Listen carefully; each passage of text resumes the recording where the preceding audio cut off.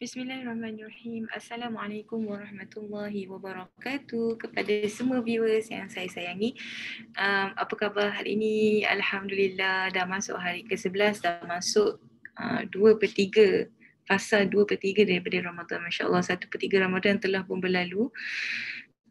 Dan Alhamdulillah Allah masih merezekikan kita untuk sampai kepada fasa kedua dalam bulan Ramadan ini, iaitu dari 11 Ramadan sampailah ke 20 Ramadan nanti, insya-Allah. Jadi apa khabar semua orang? Salam hari Jumaat. So hari ini adalah hari raya kecil bagi kita semua kan. Dan kalau Rasulullah pada hari Jumaat ni dia akan pakai pakaian yang terbaik, dia akan pakai minyak wangi yang terwangi, dan akan bersiap-siap seolah-olahnya pada hari Jumaat ni adalah hari raya, dan memang dia dianggap sebagai raya kecil lah untuk kita. So siapa yang belum mandi sunat hari Jumaat, silakan mandi. Siapa yang belum potong kuku boleh potong kuku dan melaksanakan banyak lagi sunnah-sunnah yang besar dalam hari Jumaat. Hari ini adalah hari Jumaat, hari raya kecil bagi kita, hari yang ada banyak sunnah untuk dilaksanakan. Apatah lagi di dalam bulan Ramadan, berganda-ganda lagi lah pahala yang kita boleh dapat daripada sunnah-sunnah tersebut, insya-Allah. So hari ini kita nak sambung dalam siri Ramadan Dates kita, dan kita nak bercakap tentang The Quest. So siapa pernah tengok Exploris kat dalam TV? Kalau orang yang lahir umur 80, 80s ataupun 90s, saya pasti semua orang pernah tengok cerita Exploris tu. One of my favorite show lah dulu. So bila kita main Exploris ni, apa yang berlaku adalah kita tengah racing. Kita racing untuk lengkapkan tas-tas untuk kita capai satu target besar. So agaknya lah kan, apa agaknya the quest yang ada dalam bulan Ramadan ni? Pernah tak sesiapa fikir? Dalam bulan Ramadan sebenarnya kita nak cari apa? Adakah quest kita tu adalah untuk kita lengkapkan 30 hari berpuasa? Ataupun ada quest lain yang sebenarnya Allah nak kita search dalam bulan Ramadan ni? So insya-Allah hari ni saya nak bawakan siri Ramadan Dates hari ni membongkar apakah the quest yang perlu kita selesaikan di dalam bulan Ramadan. Kalau tak, dia seperti seolah-olahnya Exploris tanpa mission. Macam itulah kan. So kita puasa tapi kita tahu mission kita apa kan. Kita menahan lapar, menahan dahaga, menahan nafsu syahwat kita, tapi for what kan. So insya-Allah hari ni itulah topik kita yang akan kita bincangkan bersama-sama. Okay. Okay, so the quest. Okay. Of the many quests yang ada dalam bulan ni, quest apakah yang paling penting untuk kita buru?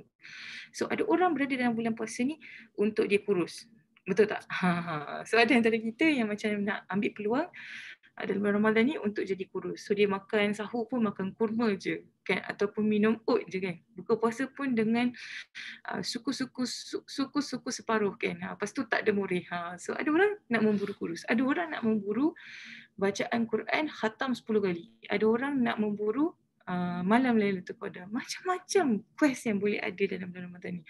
Tapi apakah quest yang Allah nak kita cari dalam bulan Ramadan melalui ways kita kan? Sebab apa pun, dalam game apa pun, kalau kita tak ada map kan, kalau kita tak ada map untuk kita tahu apakah mission kita, kita takkan tahu apakah sebenarnya misi yang sepatutnya kita selesaikan bagi kita mencapai matlamat sesebuah perlumbaan tersebut. Jadi, so kita nak tengok to answer this, jom kita tengok map kita semula, iaitu ayat tentang turunnya bulan Ramadan ni untuk apa. So kita nak tengok ayat ni. Ayat ni saya dah pernah bincangkan di awal-awal siri Ramadan ni. So for those of you yang have not watched the earlier series, please do so that you will not miss the important things on this ayat. Okay. So hari ni saya nak bawa semula ayat ni sebab apa, dalam ayat ni adalah map tentang quest kita. What are the tasks? Hey, morning. What are the tasks yang kita sepatutnya selesaikan dalam kita punya misi dalam kita melalui bulan ni. So insya-Allah kita baca Syahrul Ramadan allazi unzila fihi al-Quran. Jadi hari ni saya nak bawa semua orang untuk fokus kepada perkataan unzila. So apa yang kita boleh nampak daripada perkataan unzila ni? Unzila ni kalau kita tengok dalam bahasa Melayu adalah diturunkan kan. Di mana di dalam bulan ini diturunkan kepadanya Al-Quran. Tapi kita nak tengok specifically perkataan ni supaya kita boleh tahu apa sebenarnya quest yang sepatutnya kita inquire di dalam bulan Ramadan Karim ni. Okay, so unzila, apakah signifikannya? Kenapa Allah letak unzila tapi Allah tak letak unzilallah kan? Kenapa Allah tidak letakkan ayat tu secara lengkap? Maksudnya kan, kalau kita tengok syahrul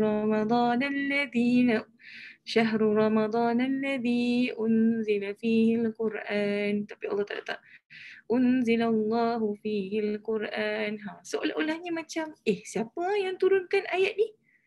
Betul tak? Macam kita semua tahu, betul tak? Kita semua tahu ayat Quran ni definitely lah daripada Allah. Siapa lagi yang boleh turunkan ayat Quran, betul tak?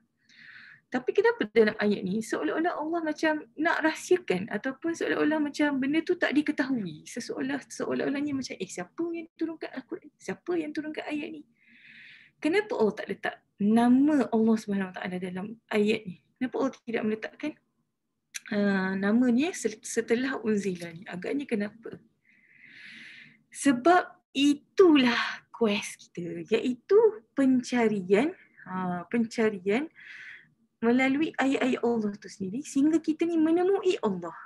Maksudnya kan, memang yes Allah turunkan ayat Quran. Memang yes kita tahu yang ayat Quran tu adalah daripada Allah Subhanahu Wa Taala. Tetapi adakah kita telah benar-benar menemui Allah Subhanahu Wa Taala melalui ayat-ayat Quran? Maksudnya apa? Maksudnya apa? Kita ni ibarat pengembara yang lost kan. Pengembara yang lost. Dan kita membaca Al-Quran supaya kita dapat faham dia, kita dapat merasai dia dan akhirnya pada ayat Quran ni sendiri kita dapat menemui Allah Subhanahu Wa Taala kan. Maksudnya kita menikmati wahyu, yang Allah turunkan kepada kita dan kemudian kita merasainya dan kita betul-betul embrace dan merasaikan keindahannya kerana kita tahu ayat tersebut hanya layak ditulis oleh seseorang ataupun sesuatu, maksudnya Tuhan yang sangat agung. Dia takkan mampu ditulis oleh mana-mana manusia. So that is the quest kan. Sebab tu Allah kata pada bulan ni diturunkan Al-Quran supaya apa? Supaya kita meneliti semula Al-Quran ni, kita mengkajinya, melihatnya, merasainya sehingga mana kita merasai kekaguman dan menemui kehebatan Allah Subhanahu Wa Taala dalam kehidupan kita secara hakikinya. And that is the quest kan. Dan kalau orang baca Quran tanpa dia rasa apa-apa, maka dia bertemu dengan Quran kan. Dia dapat baca Quran tu tetapi dia tidak menemui Allah SWT. So this is the biggest quest dalam kita melalui bulan Ramadan ni. Bagaimana kita nak membaca Al-Quran sehingga kita menjumpai Allah SWT. Sehingga kita menemui Allah SWT, kita merasainya dalam hati kita. Betul tak kadang-kadang sometimes kita scroll Instagram, Twitter ataupun kita scroll Facebook dan kita jumpa quotes yang macam menyebabkan kita wah, bestnya quote ni kan. Sampai kita hebatnya orang yang tulis ayat ni, macam feel sangat. Kita akan macam rasa siapa yang tulis ayat ni Because why? Orang yang boleh merasai sesuatu tu dia mesti nak tahu kan, siapa yang buat such a great ayat kan. Dan pada ayat tu sendiri dia menemui kehebatan orang yang menulisnya kan. So Al-Quranul Karim adalah satu wahyu daripada Allah SWT di mana Allah SWT tu menceritakan banyak keagungan Allah SWT. Tapi adakah kita ni betul-betul mencari Allah SWT melalui wahyu yang telah diturunkan oleh Allah SWT kepada kita? So this is the biggest quest kan. Sebab banyak orang baca Quran tetapi tak semestinya orang yang baca Quran ni jumpa Allah kan. Tak semestinya, pada hakikatnya tak semua yang laluinya baca Quran ni, baca khatam 100 kali pun tak semestinya dia jumpa Allah SWT.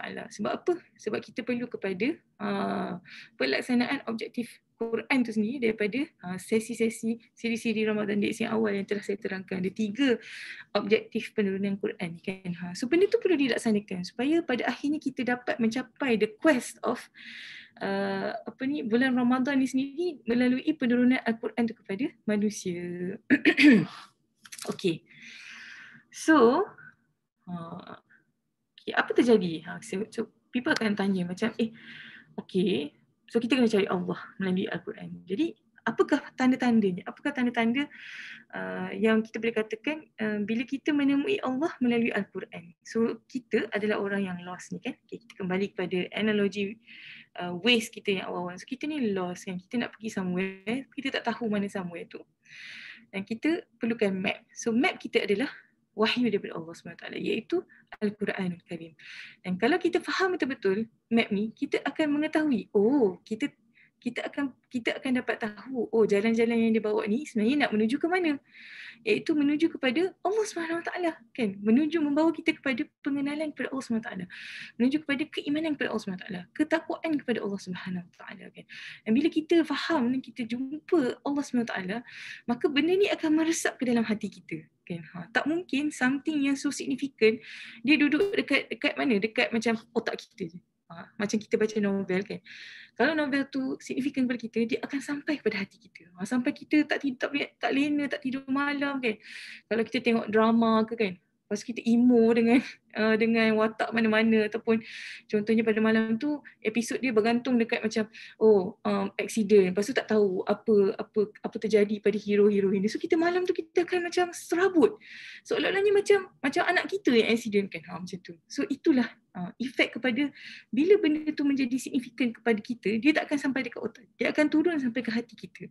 Dan bila turun sampai hati kita, dia akan efek emosi kita, dia akan efek pemikiran kita, dia akan efek perasaan kita, dia akan efek kata-kata kita, dia akan efek apa yang kita nak discuss dengan orang kan. Dan dia menyebabkan kita akan kehidupan kita tu akan mengikuti apa yang dirasai dalam hati kita tu.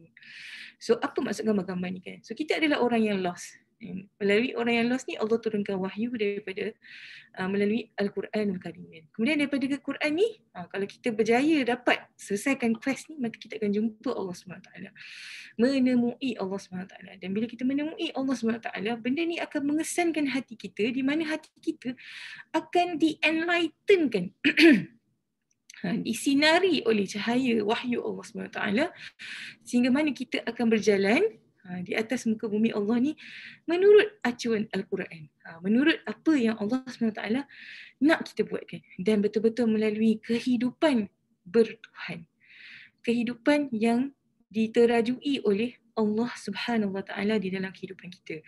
Bukan kehidupan yang diterajui oleh nafsu, bukan kehidupan yang diterajui oleh fikiran kita, bukan kehidupan yang diterajui oleh mamat-mamat handsome mana-mana, ataupun budaya-budaya Korea ke, budaya Jepun ke, budaya India ke, tetapi dia adalah budaya yang diterapkan melalui Al-Quranul Karim yang telah diajarkan oleh Allah SWT kepada kita.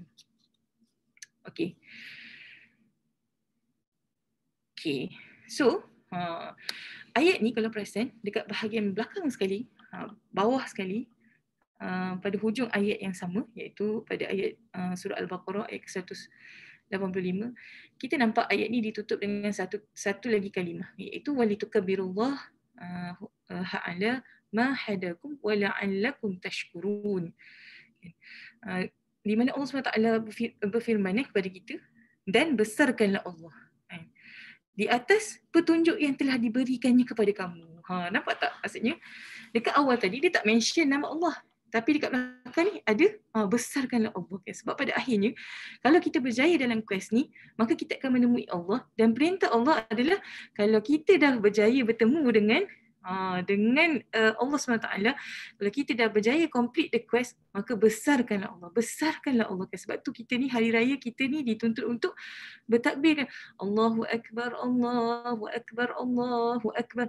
Kerana apa? Kerana dalam perjalanan kita melalui bulan Ramadan, dalam perjalanan kita mengeksplor ayat-ayat Allah, wahyu Allah, kita telah menemui Allah, dan Allah memerintahkan supaya kita membesarkan dia, meletakkan Allah di tempat yang sepatutnya, iaitu dia sebagai Tuhan kita, dia menerajui kehidupan kita, dia menjadi destinasi dan matlamat kita kan. Dan di atas petunjuk yang telah dia berikan kepada kita, iaitu apa? Kita telah berjalan exploring ni, kita telah berjaya mendapat petunjuk sehingga mana kita complete the quest kan, melalui madrasah Ramadan ni. Melalui madrasah Ramadan, kita telah puasa, tahan lapar, tahan dahaga, tahan nafsu, kita menjaga segala batasan, tak boleh korek hidung, tak boleh korek telinga, tak boleh korek macam-macam kan, menahan nafsu syahwat kita. Dan kita telah belajar untuk mendidik hati kita, untuk berada di dalam landasan. Untuk berada di dalam landasan kerana apa? Kerana Allah SWT firmankan begitu. Kerana Allah tak kasih benda ni. Kenapa kita tak makan walaupun kita boleh makan? Sebab Allah. Kenapa kita tak minum walaupun kita boleh minum? Sebab Allah. Kenapa kita tak buat benda-benda yang mengumpat, cakap benda-benda tak senonoh? Kan? Sebab Allah SWT. So, Madrasah Ramadan ni adalah satu situasi yang macam kita pernah cakap sebelum ni, macam kilang yang kondusif untuk menghasilkan efek terakhir tersebut.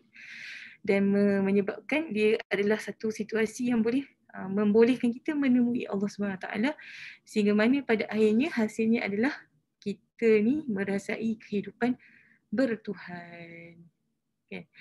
Jadi insya-Allah selamat kembali mengenai erti hidup bertuhan dan membesarkan Allah secara hakiki dalam kehidupan kita. InsyaAllah. Semoga semua orang berjaya memenuhi quest bulan Ramadan kali ini. Dan semoga tahun ni kita semua bertemu dengan Allah. Dan semoga kita berjaya mencapai satu tahap di mana kita kembali mengenali erti hidup bersama Allah sebagai Tuhan kita. InsyaAllah. Okay. Till the next episode esok insyaAllah. And stay tuned dalam Ramadan series Ramadan Dates. And Assalamualaikum warahmatullahi wabarakatuh.